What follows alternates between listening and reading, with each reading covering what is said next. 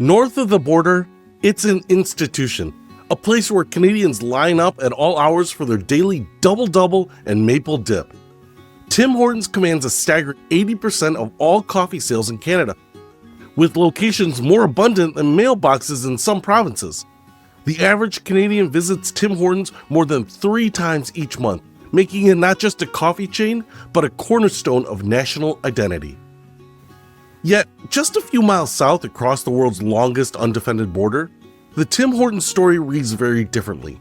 Despite multiple aggressive expansion attempts over 3 decades, the Canadian coffee giant has repeatedly failed to capture American hearts, wallets, and taste buds. Locations have opened to fanfare, struggled quietly, and then closed unceremoniously, from Buffalo to Columbus to St. Louis. To understand Tim Hortons' American struggles, we first need to understand its Canadian success. Founded in 1964 by NHL hockey player Tim Horton and business partner Jim Sherrod, the chain began as a simple donut shop in Hamilton, Ontario. After Horton's tragic death in a 1974 car accident, his business partner Ron Joyce expanded the brand across Canada through the 1970s and 80s. From the beginning, Tim Hortons positioned itself as quintessentially Canadian. Its marketing emphasized hockey, winter resilience, and humble, unpretentious values. The chain's coffee and donuts weren't marketed as premium or artisanal. They were reliable, affordable comfort food for everyday Canadians. By the 1990s, Tim Hortons had achieved cultural institution status in Canada. Former CEO Mark Kyra once noted, "Tim Hortons isn't just a successful coffee chain in Canada, it's part of the country's psyche." This deep emotional connection is why 80% of all coffee sold in Canada comes from Tim Hortons, despite fierce competition from Starbucks, McDonald's, and local cafes. Tim Hortons' first American location opened in Tonawanda, New York, just across the border from Canada in 1984. The conventional wisdom was simple. Border cities with significant Canadian traffic and cultural familiarity would embrace the brand. Initially, this strategy seemed promising in limited border markets. The company's American ambitions accelerated dramatically in 1995 when Tim Hortons merged with American fast food chain Wendy's in a $425 million deal.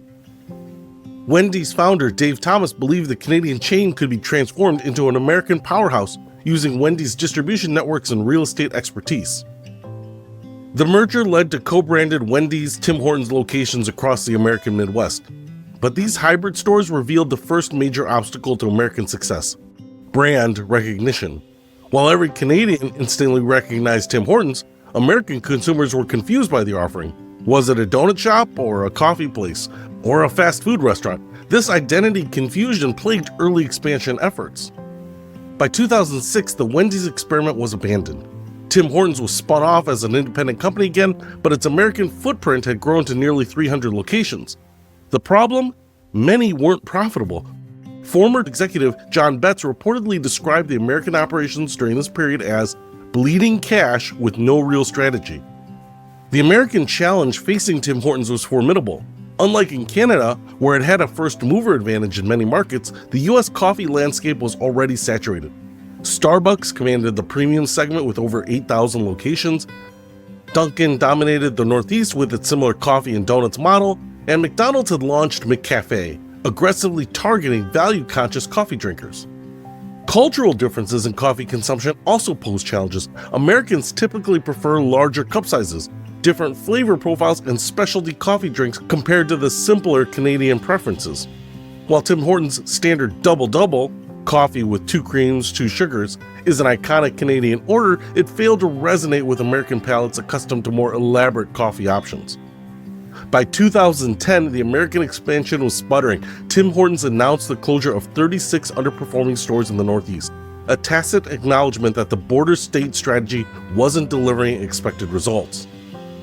Former Tim Hortons executive David Clanishan reportedly admitted, "We underestimated how different the American coffee culture was from what we knew in Canada." In 2014, Tim Hortons was acquired by 3G Capital, a Brazilian investment firm that owned Burger King, in an $11.4 billion deal. The merged entity, Restaurant Brands International, promised to supercharge Tim Hortons' American expansion using Burger King's extensive U.S. infrastructure and real estate. The new ownership brought aggressive cost-cutting measures and ambitious expansion targets. Restaurant brand CEO Daniel Schwartz announced plans to make Tim Hortons a global powerhouse, with America as the critical growth market.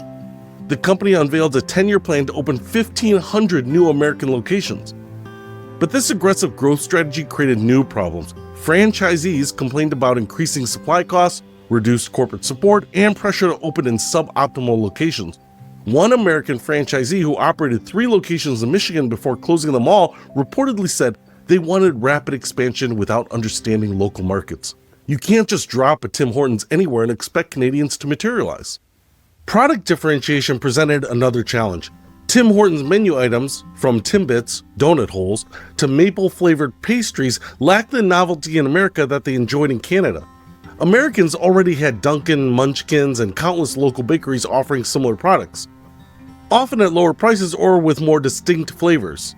Tim Hortons attempted to adapt its menu for American tastes, introducing larger portion sizes and more elaborate coffee drinks.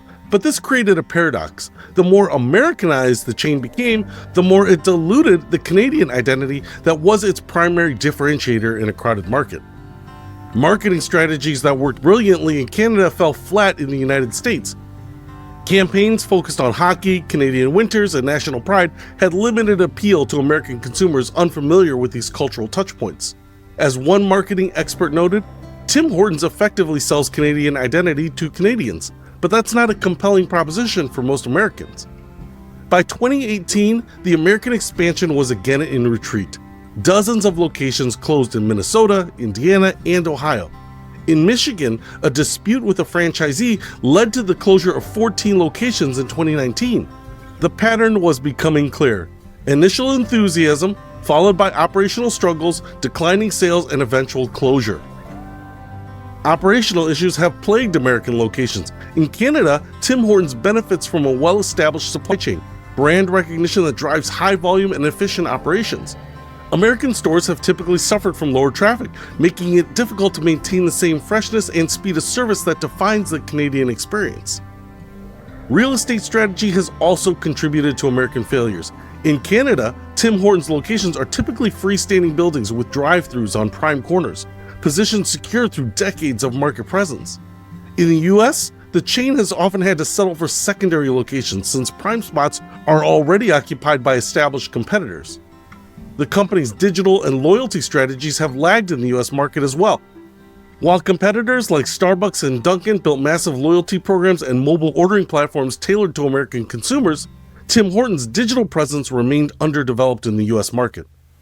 In recent years, Tim Hortons has adopted a more targeted American strategy, focusing on specific markets like Buffalo, Detroit, and Columbus, where Canadian familiarity is higher.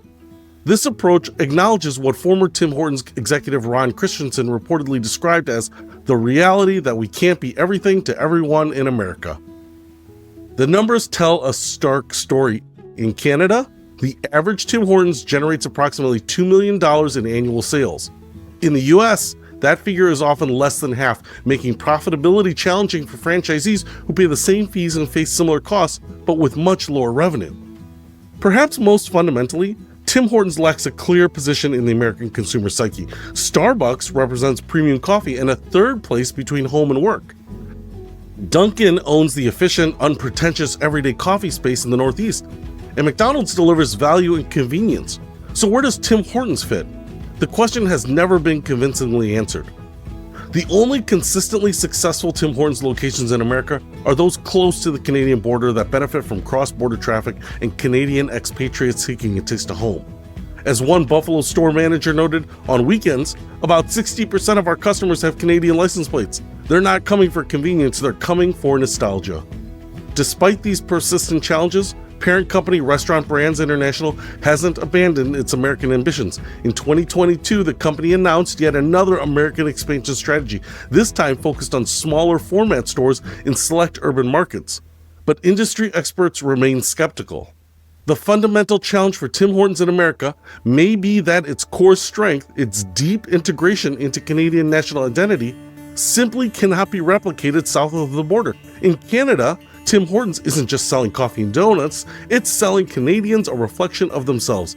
In America, it's just another option in an overcrowded coffee market. As one former regular at a now closed Columbus location put it, it was fine coffee, decent donuts, but nothing special. Nothing that made me choose it over Starbucks or Dunkin, which were more convenient to my daily route. Every successful brand must answer a fundamental question. Why should consumers choose us? In Canada, Tim Hortons has a clear, emotionally resonant answer. In America, after 3 decades of trying, that question remains largely unanswered. The Tim Hortons story offers a powerful reminder that business success isn't just about products, prices, or even brand recognition. Sometimes it's about cultural context and emotional connections that simply can't cross borders, even when those borders are as seemingly permeable as the one between Canada and the United States. Some brands, it seems, are destined to be beloved national treasures rather than global giants, and perhaps that's exactly as it should be.